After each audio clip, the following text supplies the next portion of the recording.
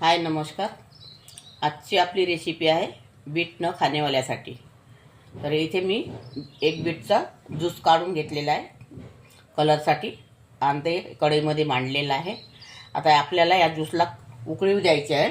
तर तोपर्यंत यामध्ये इथे थोडा धनी पावडर, जिरा पावडर, स्वादानुसार मीठ घेतलेला आहे यामध्ये टाकून द्यायचं। आणि इथे 4 ते 5 लसूण कळ्या आणि 4 ते 5 मिरच्या घेतलेल्या आहे, हे पण यामध्ये टाकायचं।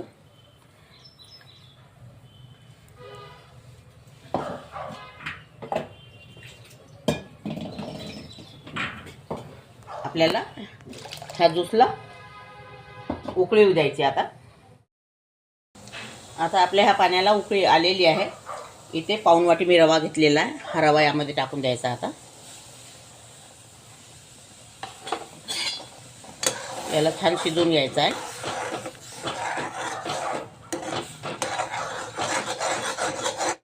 आता हा आपला रवा शिजलेला आहे, हे बघा। आता याला आपल्याला थंड करून घ्यायचा आहे। आता थंड झाल्यानंतर तुम्हाला समोरची प्रोसेस दाखवते मी। हे आपलं सारण थंड झालेलं आहे। आता छान असे गोळे करून घ्यायचे, हाताला तेल लावून घ्यायचं ना, असे छान गोल गोल गोळे करून घ्यायचे, हे बघा असे। आणि इथे पाणी मांडलेलं आहे गंजामध्ये, पाणी उकळलेलं आहे आणि चाळणीमध्ये ठेवत जायचे। आता हे आपले झालेले आहे तयार। यामध्ये आतळावर ठेवलेले आहे उकडायसाठी।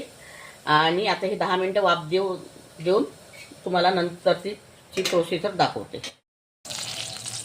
आता इकडे आपले बॉल तयार होत आहे आणि इथे तेल टाकलेलं आहे कढईमध्ये, अर्धा चम्मच तेल। काही जास्त वापरायचं नाही। आता आपल्याला तडका मारायचा आहे त्या बॉलला।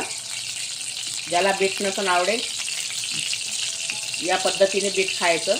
आणि हा नाश्ता खूप छान आहे, पौष्टिक आहे, हेल्दी आहे, लायण्यासाठी, मोठ्यासाठी। एकदा करून बघा, खाऊन बघा आणि कमेंटमध्ये मला कळवा।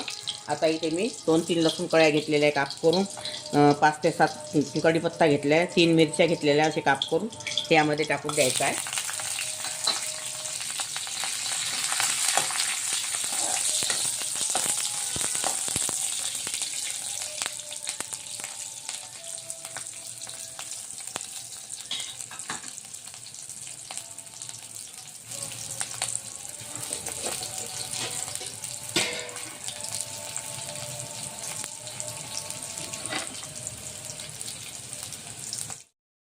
हे बघा, आता इथं बॉल आपले वाफवून झालेले आहेत। हे बॉल यामध्ये टाकून घ्यायचे। आता आपल्याला यामध्ये मीठ वगैरे काहीच टाकायचं नाही, कारण आपण पहिले वापरलेलं आहे मीठ। आणि तीळ टाकायचे।